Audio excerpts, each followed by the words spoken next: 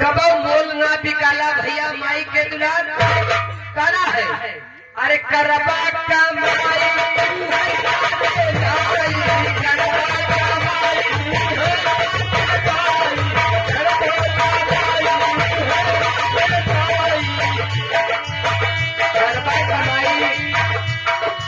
करबा कमाई वही साथ हो जाई और कुछ जाई वही ना। माई बाप सेवा करवा हो बाबा सपारी कब बोलना भैया माई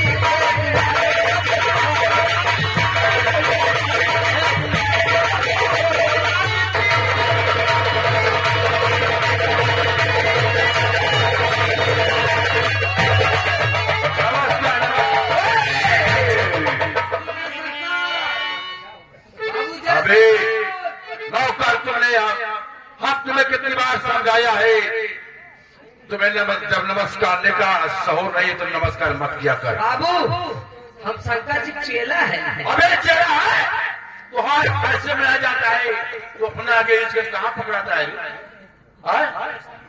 मैं क्या मानू कहाँ सोच ए बुढ़ा जी बाबू महाराज का स्वर्गवास हो गया है।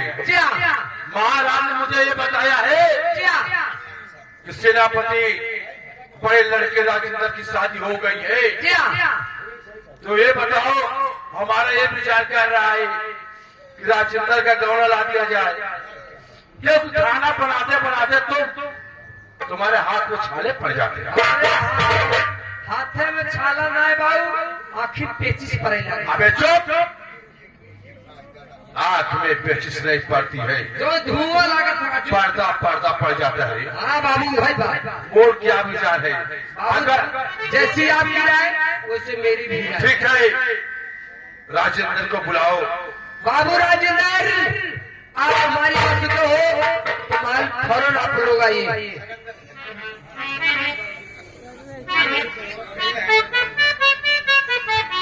चाचा जी खुश रहो मेरे लाल खुश रहो। बेटा कहे चाचा जी तुम्हें इसलिए बुलाया है अब तो ये समझ रहे हो घर की स्थिति बिगड़ गई है। हाँ चाचा जी महाराज थे वो भी चले गए नौकर बूढ़ा हो गया है खाना बनाते बनाते उसके हाथ में छाले पड़ गए हैं। ना मानो तो जाकर के देख लो नौकर दिखाओ। हाँ चाचा जी नौकर नहीं रोटी बनवा हम लोग सुनो इस समय धान सारी जो है मार चाचा जी। हाँ बेटा मैं सुन रहा हूँ नौकर कह रहा है अगर दुल्हन आ जाए तो खाना पकाएगी हम लोग खाएंगे। इसीलिए तो हम तुमसे बुलाइए राय मशवरा लेने के लिए। अगर तुम चाहो तुम्हारे गाँव में मैं ला दूं और छोटे कुंवर महेंद्र को सुबह नाश्ता पानी मिल जाएगा और समय से कॉलेज चला जाएगा। नहीं नहीं चाचा जी मुझे इतनी ख्वाहिश नहीं है कि मैं अपना गौना लाऊं। इसलिए कि मेरा छोटा भाई महेंद्र जो है अभी पढ़ रहा है। अगर कल के मेरी दुल्हन हो जाएगी तो कहीं आपस में दरार पैदा हो जाएगा ये सहन नहीं होगा। ना बेटा आना राजेंद्र ये बात कभी नहीं होगी। अगर दुल्हन आ गई घर में तो छोटे महेंद्र को और आराम हो जाएगा। तो ठीक है चाचा जी लेकिन आपसे एक निवेदन है। कहिए कि पहले शाही राज दरबार में मेरे छोटे भाई महेंद्र को बुलाया जाए और मैं अपने भाई से विचार विमर्श कर लूं उसके बाद भी अपना गौना लाऊंगा नहीं तो कभी नहीं लाऊंगा। बुला करके भाई बात कर लो तुम।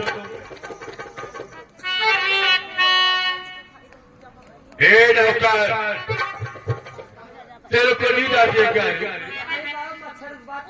इतनी गोली मारेंगे हरामजादे, गोली की खोखा गिरने वाले करोड़पति हो जाएंगे हरामजादे। दरबार में हमेशा होशियार आकर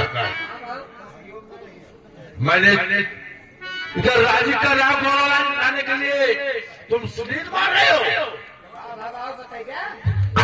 जा करके महेंद्र को बुला करके लाओ, जा करके अगर तुम्हारे भाई ने याद किया है। अरे हमें बाबू महेंद्र सिंह, आप अपने भैया याद कर रहे हैं, आप राजमहल में आइए।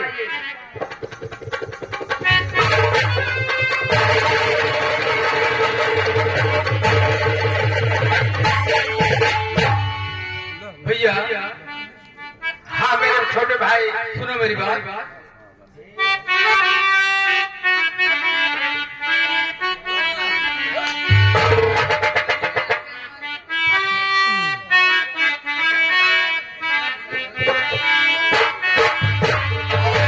बुलाए हो भैया मुझे,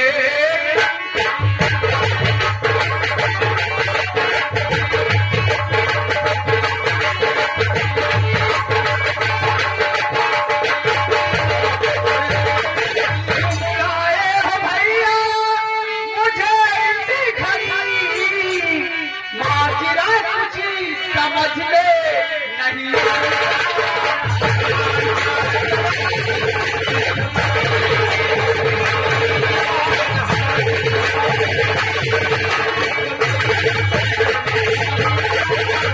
बताओ भैया, छुपाओ नहीं, बात क्या है भैया बताओ।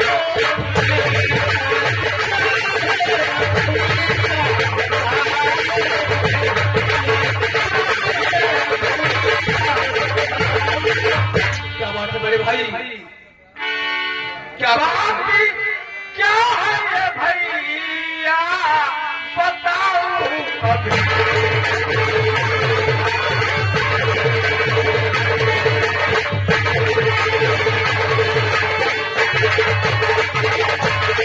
क्या बात क्या है ये भैया बताओ अभी, आज रात क्या है उसी को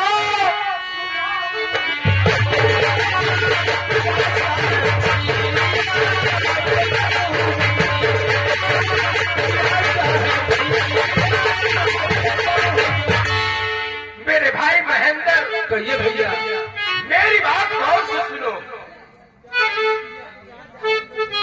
पिताजी के मरने के बाद हम दोनों के ऊपर इतनी जिम्मेदारी आ गई है। हाँ भैया, इसीलिए मैं तुझे बुलाया हूँ, और मेरी बात से चाचा भी सहमत है और नौकर भी सहमत है। अगर तुम्हारी इच्छा हो तो मैं कोई बात कहूंगा। कहो भैया, क्या कहना चाहते हो? मेरे भाई महेंद्र, कहिए। मैं ये सोच रहा हूं कि अगर मैं अपने गौना ले आऊं तो तुम्हें कॉलेज जाने में आसानी हो जाएगी, हम लोग को खाना पकाना नहीं होगा, तुम्हें टाइम से खाना और पानी मिलेगा। अगर तुम्हारी इच्छा हो तो मैं अपना गौना लाऊं या नहीं? भैया देखो भैया, खाना बनाते बनाते नौकर थक जाता है, उसके हाथ में बड़े बड़े छाले पड़ जाते हैं। अगर भाभी आ जाएगी तो टाइम से हम खाना खा जाएंगे और टाइम से मेरा कपड़ा साफ हो जाएगा, हम टाइम से खुद चले जाएंगे। तो ठीक है चाचा, गलत कर रहा हूँ? तो ठीक है महेंद्र, तुम इस बात से सहमत हो? हाँ भैया। तो ठीक है चाचा जी, हम और आपके विचार से छोटा भाई महेंद्र भी सहमत है। अगर आप चाहे तो मेरा गौना शौक से ला सकते हैं। और सुनो चाचा, हम दोनों भाई जा रहे हैं अपना कार्यक्रम करिए।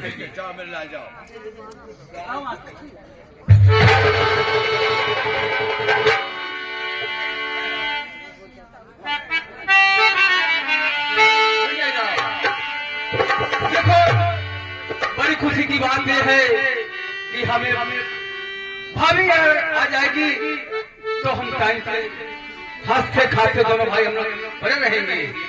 हाँ बेटा थोड़ा सा एक भजन बोलते चलूंगा। ठीक है कुछ भी कहो। बनाई गई लगा, बनाई गई लगा हो बनाई गई लगा बाबा मोर साहब